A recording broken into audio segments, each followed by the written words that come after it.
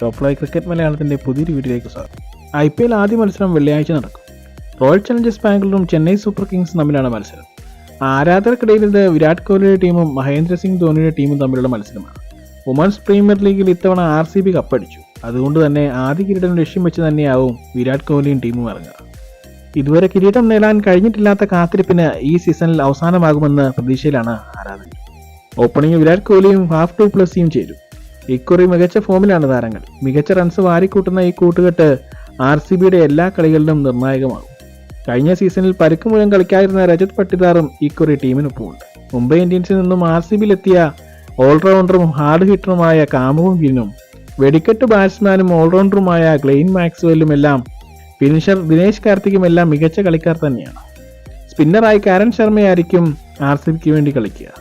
മുഹമ്മദ് സിറാജ് നയിക്കുന്ന ബോളിംഗ് നിരയിൽ ആകാശ് ദീപും റീസ് ടോപ്ലിയും കൂടി അണിനിരക്കും. പേപ്പറിലെ മികവ് കളിയിൽ കൂടി കാണിച്ചാൽ ഈ കൊല്ലം കപ്പ് RCBയുടെ കയ്യിൽ നിന്നും മേടിക്കാൻ ബാക്കിയുള്ള ടീമുകൾ കുറച്ച് കഷ്ടപ്പെടും. എന്തുകൊണ്ടും ഇത്തവണ കിരീടം നേടാൻ കെൽപ്പുള്ള ടീമാണ് RCB. ഇത്തവണ രണ്ടും കൽപ്പിച്ചാണ്.